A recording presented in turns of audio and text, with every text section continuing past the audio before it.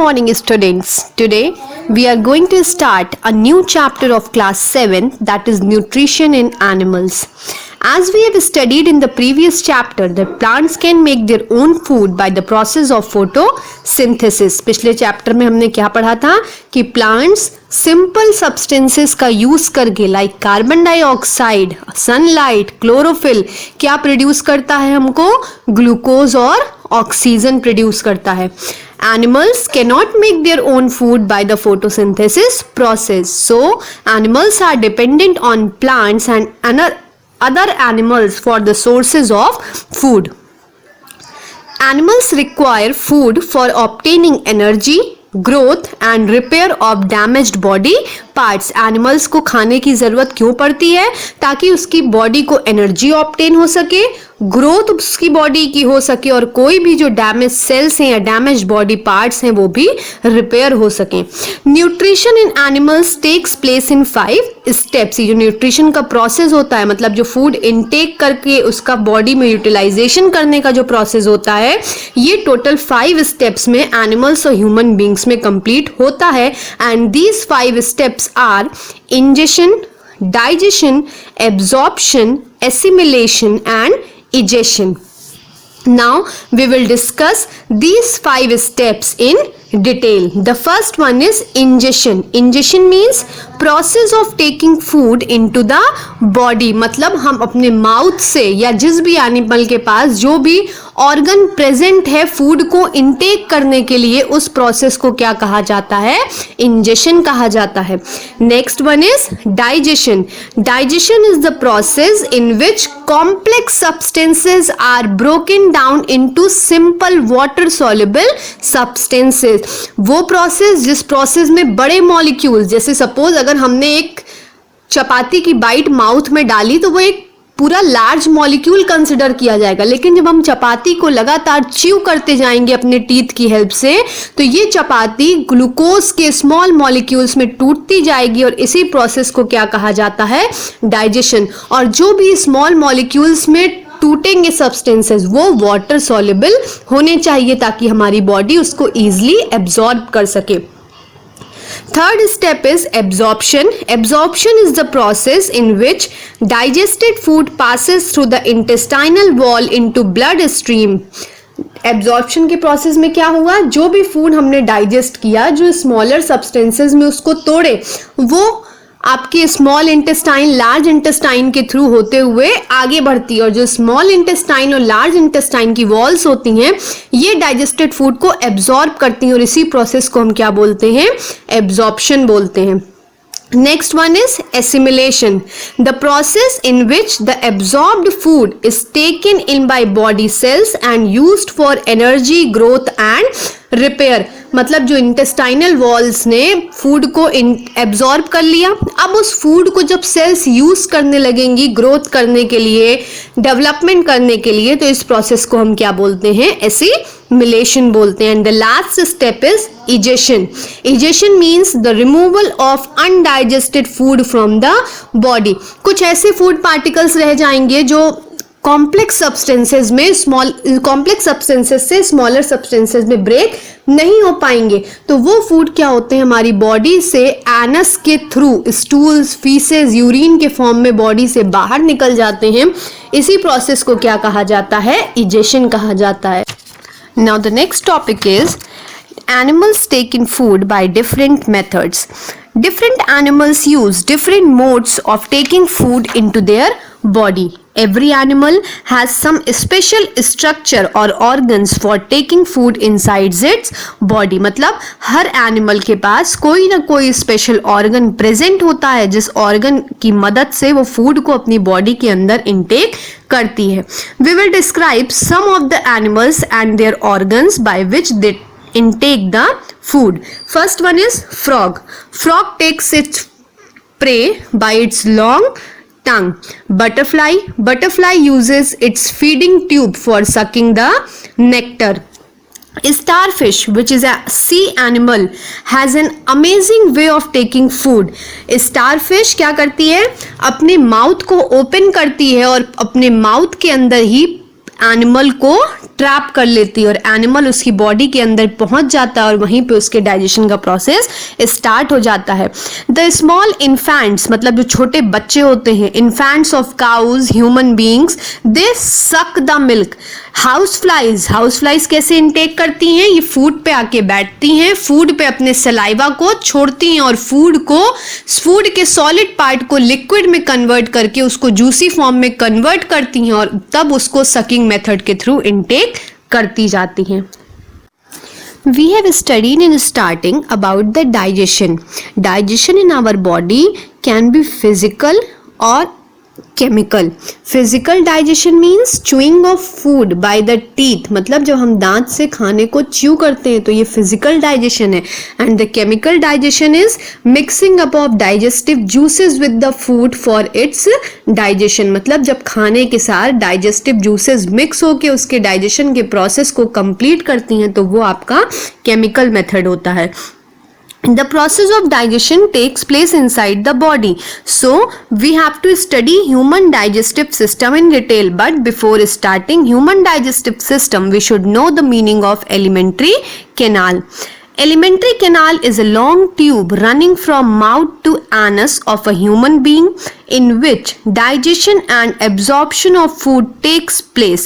Alimentary canal वो long tube है जो mouth से start होती है और कहाँ पे ख़त्म होती है?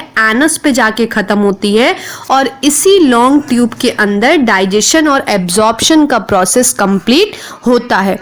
Alimentary canal is also known as digestive tract और गट। एलिमेंट्री कैनाल को डाइजेस्टिव ट्रैक्ट और गट भी कहा जाता है। Alimentary canal is about 8 to 9 metres long in human beings. ये एलिमेंट्री कैनाल जो होती है इसकी लेंथ कितनी होती है? 8 to 9 मीटर्स होती है। ये इतनी लंबी लेंथ हमारी बॉडी में इसलिए ईजिली एडजस्ट हो जाती है क्योंकि एलिमेंट्री कैनाल के कुछ पार्ट्स, कुछ जो ऑर्गन्स होते हैं बीच बीच के, वो थोड़े बहुत कॉइल्ड फॉर्म में प्रेजेंट होते हैं। The food moves forward in the alimentary canal by the process of peristalsis। जो हमारी एलिमेंट्री कैनाल होती है इसमें जो फूड माउथ के थ्रू स्टमक पे पहुंचता है तो वो पेरिस्टालसिस मूवमेंट करता है, मतलब कंटिन्यूअस कॉन्ट्रैक्शन और रिलैक्सेशन करता हुआ नीचे की तरफ जाता रहता है। जो हमारी एलिमेंट्री कैनाल होती है इसमें क्या क्या पार्ट्स हो सकते हैं? इसमें होता है mouth, oesophagus, stomach, small intestine, large intestine, rectum and anus. और एलिमेंट्री कैनाल के रास्ते में ही कई सारी एसोसिएटेड ग्लैंड्स होती हैं like salivary gland, liver and pancreas which secrete various types of digestive juices which helps in the absorption of food, digestion of food etcetera. Human digestive system. When we eat food, it gets broken down into smaller and soluble substances during digestion. The human digestive system consists of the alimentary canal and its associated glands. The various organs of the human digestive systems are mouth, esophagus, stomach, small intestine, large intestine, rectum and anus. The glands which are associated with the human digestive system are salivary gland, liver and pancreas. Salivary gland are located in our mouth. Liver is a reddish brown gland situated in the upper part of the abdomen. Liver is the largest gland of the body. Pancreas is a large gland located just below the stomach. The ducts of various glands open into the alimentary canal and pour the secretions of their digestive juices into the alimentary canal. हमारा जो human digestive system होता है ये various parts और glands से मिलके बना होता है। कौन कौन से parts हमने बताए अभी? Mouth, esophagus, stomach, small intestine, large intestine, rectum और anus। और कुछ important glands कौन कौन सी हैं? सलाइवरी ग्लैंड, लिवर और पैनक्रियाज। सलाइवरी ग्लैंड हमारे माउथ में ही प्रेजेंट होती है और सलाइवा एक्सक्रीट करने का काम करती है। लिवर हमारी बॉडी की सबसे बड़ी ग्लैंड होती है और ये हमारे स्टमक के एरिया में, जिसको हम एब्डोमेन बोलते हैं, उसमें राइट हैंड साइड पे प्रेजेंट होती है और ये बाइल जूसेस सेक्रीट करती है।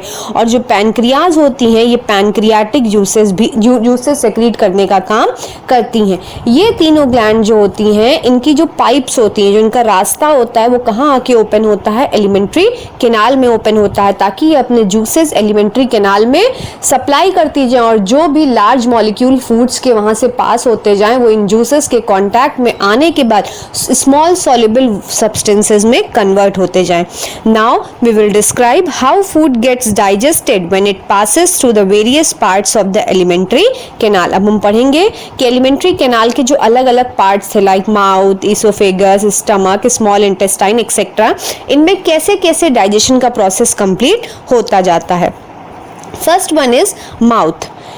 Food is taken into the body through the mouth. The digestion of food starts as soon as we put food in our mouth. Food को हम कहाँ से इंटेक करते हैं? माउथ से इंटेक करते हैं और जैसे ही फूड हमारे माउथ में पहुँचता है, सलाइवरी ग्लैंड के सलाइवा के कांटेक्ट में आता है, तो क्या होता है, वो फूड डाइजेशन के प्रोसेस को करना स्टार्ट कर देता है। In our mouth we have teeth which help in grinding and chewing the large substances into the small pieces. जो हमारे माउथ में टीथ प्रेजेंट होती है क्या करती है, फूड को च्यू करने का काम करती है, ग्राइंड करने का काम करती है, मतलब पीसती है, ताकि जो बड़े सब्सटेंसेस से, बड़े मॉलिक्यूल्स से ये छोटे मॉलिक्यूल्स में कन्वर्ट होते जाए। और जो हमारे माउथ में प्रेजेंट टंग होती है ये क्या करती है, उस फूड के साथ लगातार सलाइवा को मिक्स करने का काम करती रहती है। Next one is esophagus.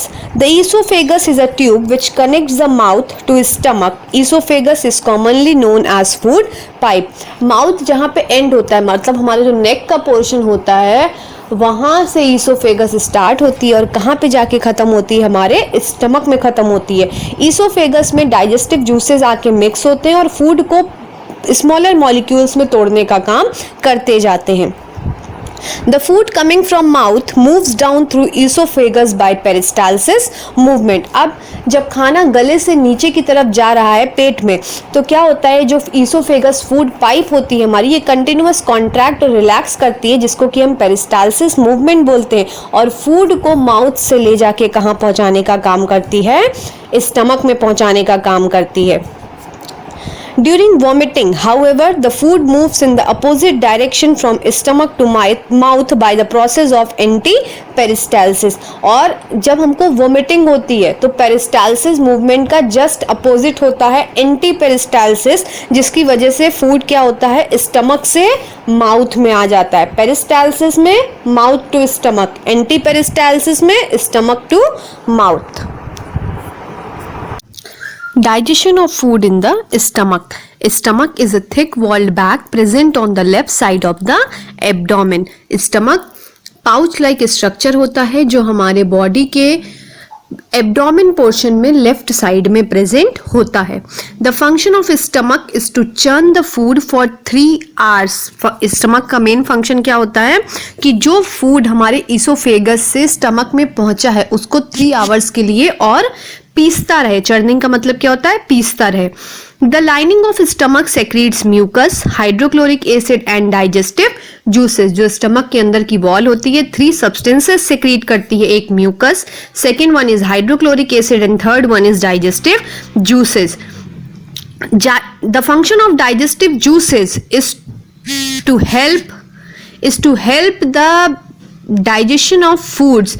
The function of hydrochloric acid is to kill the bacteria in the stomach which may enter through the food. मतलब जो भी बैक्टीरिया आपके फूड के थ्रू स्टमक में पहुंच गया उसको किल करने का काम कौन करता है, हाइड्रोक्लोरिक एसिड से करती है. जब हमारे स्टमक में हाइड्रोक्लोरिक एसिड सिक्रीट हो रही है तो स्टमक की वॉल्स भी उससे डैमेज होने की चांसेस क्या होती हैं, बढ़ जाती हैं. तो उस केस में स्टमक क्या सेक्रीट करता है, म्यूकस सेक्रीट करता है which helps to protect the lining of stomach from hydrochloric acid. Fourth one is digestion of food and absorption of food in the small intestine. जो हमारी small intestine है यहाँ पे 2 functions perform होते हैं. पहला होता है फूड का जो लेफ्ट ओवर अनडाइजेस्टेड फूड है उसका डाइजेशन होना, और दूसरा पार्ट क्या होता है यहाँ पे फूड का एब्जॉर्प्शन होना. The small intestine in human being is a site of complete digestion of food, मतलब जो पूरा डाइजेशन फूड जो पूरी तरीके से डाइजेस्ट होना है वो कहाँ पे कंप्लीट होगा, आपका स्मॉल इंटेस्टाइन में कंप्लीट होगा. In small intestine, several types of digestive juices are secreted. Like liver secretes bile juice. Liver कौन सा juice secrete करता है? Bile juice secrete करता है, which helps in the digestion of fats. Pancreas secretes pancreatic juices, which helps in the digestion of fatty acids and protein.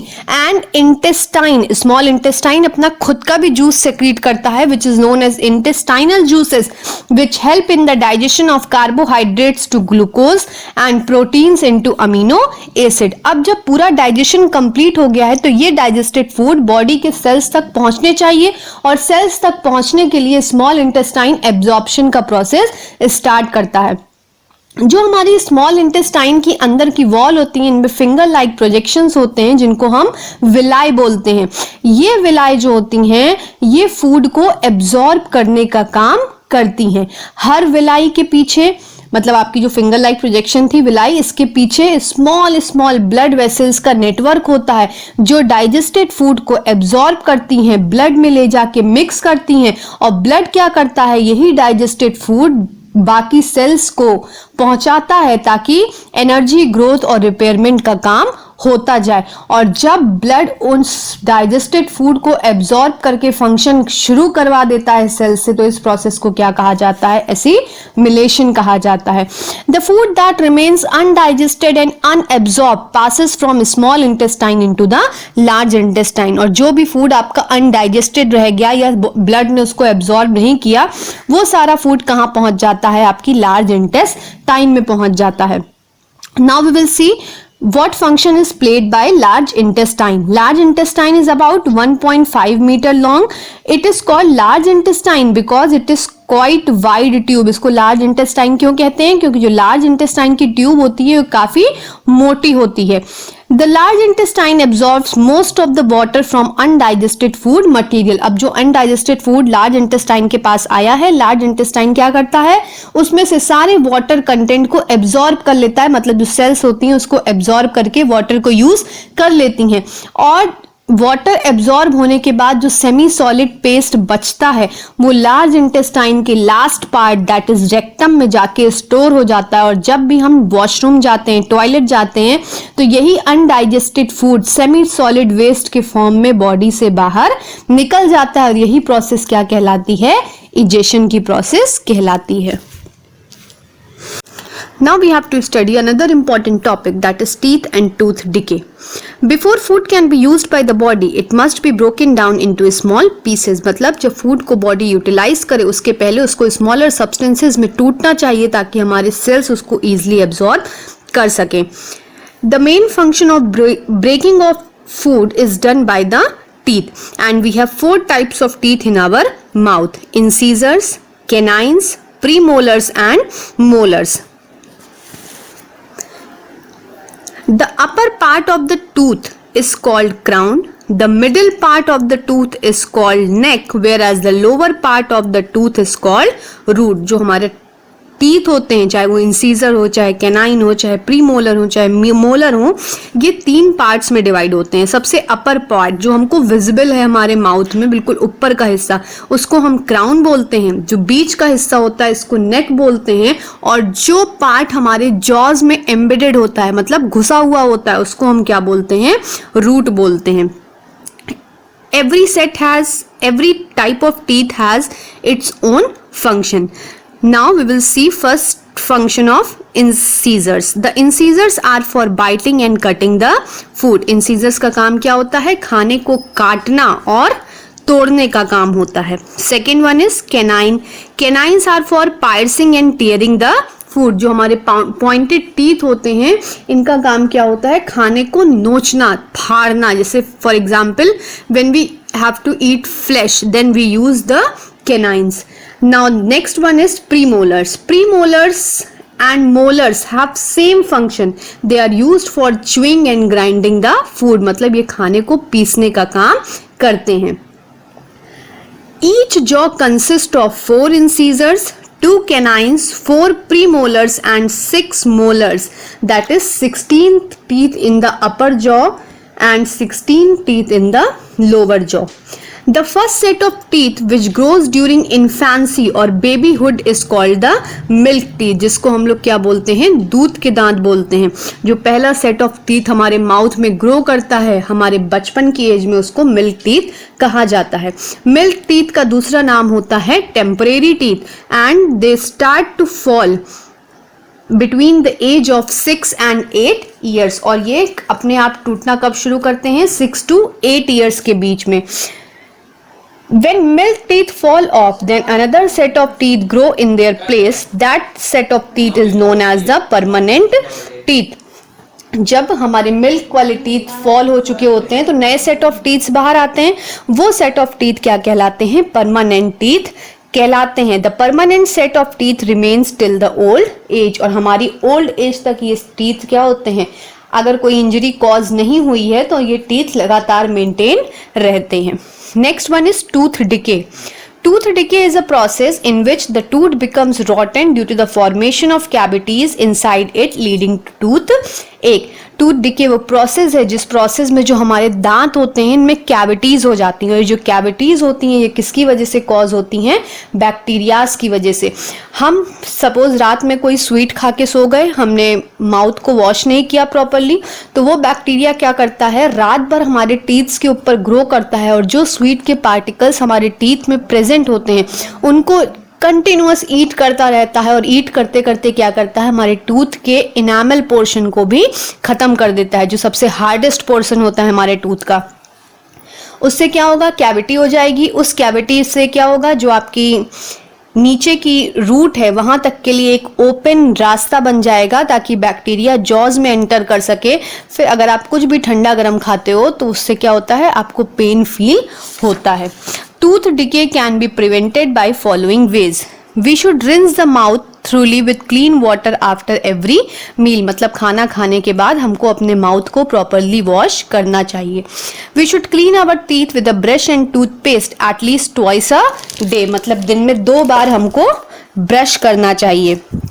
A dental floss should be used to take out food particles trapped between the teeth. कभी कभी क्या होता है, 2 teeths के बीच में small particles फंस जाते हैं जिसकी वजह से कैविटीज होने की चांसेस बढ़ जाती हैं। तो क्या करना चाहिए, हमें डेंटल फ्लॉस का यूज करना चाहिए। डेंटल फ्लॉस एक सॉफ्ट थ्रेड लाइक स्ट्रक्चर होता है जो टीथ के बीच के पार्टिकल्स को रिमूव करने में हेल्प करता है।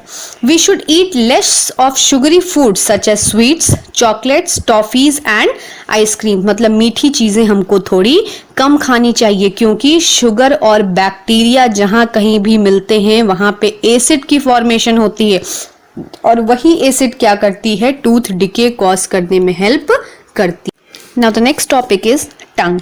Tongue is a fleshy muscular organ in the mouth which is attached at the back of the floor of buccal cavity.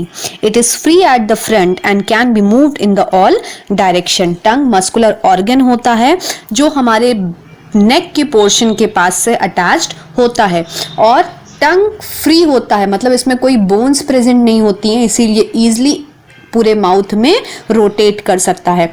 The various functions of tongue are as follows. अब tongue के functions क्या क्या होते हैं, tongue helps in mixing saliva with the food during chewing. मतलब जब हम खाना च्यू कर रहे होते हैं तो खाने में सलाइवा जाना चाहिए, क्योंकि सलाइवा में ऐसे एंजाइम्स प्रेजेंट होते हैं जो ग्लूकोज को, कार्बोहाइड्रेट्स को स्मॉलर सब्सटेंसेस में तोड़ने का काम करते हैं। तो सलाइवा को कौन मिक्स करता है फूड के साथ, टंग मिक्स करता है। Second function is it helps in swallowing the food into the food pipe, और टंग की हेल्प से ही जो हमारे माउथ बक्कल कैविटी के एरिया का जो फूड होता है ये ईसोफेगस में ट्रांसफर किया जाता है। Tongue helps in getting the taste of the food. कोई चीज़ खट्टी है, कोई चीज़ नमकीन है, कोई चीज़ मीठी है, ये सारी चीज़ें हमको कैसे पता चलती हैं, टंग से पता चलती हैं, because tongue contains various types of taste buds. Tongue is essential for talking. मतलब अगर आपको क्लास में बात करनी है तो आपके पास टंग का होना ज़रूरी है। जिनके पास टंग नहीं होती है वो बोल नहीं सकते हैं। There are 4 types of taste, sweet, salty, sour and bitter. 4 तरीके के टेस्ट होते हैं। स्वीट मतलब मीठा, सॉल्टी मतलब नमकीन, सोर मतलब खट्टा और बिटर मतलब कड़वा। The tongue has taste bud which detect different taste of a food. टंग में टेस्ट बड्स प्रेजेंट होते हैं जो फूड के टेस्ट लेने में हमको हेल्प करते हैं। The front part of the tongue detects the sweet taste. Then moving further, we can detect the salty taste. The middle part of the tongue detects the sour taste and the last part of the tongue detects the bitter taste. Now the last topic is amoeba. Amoeba is a microscopic organism which consists of a single cell. मतलब amoeba बहुत small organism होता है जिसको हम सिर्फ microscope के नीचे देख सकते हैं।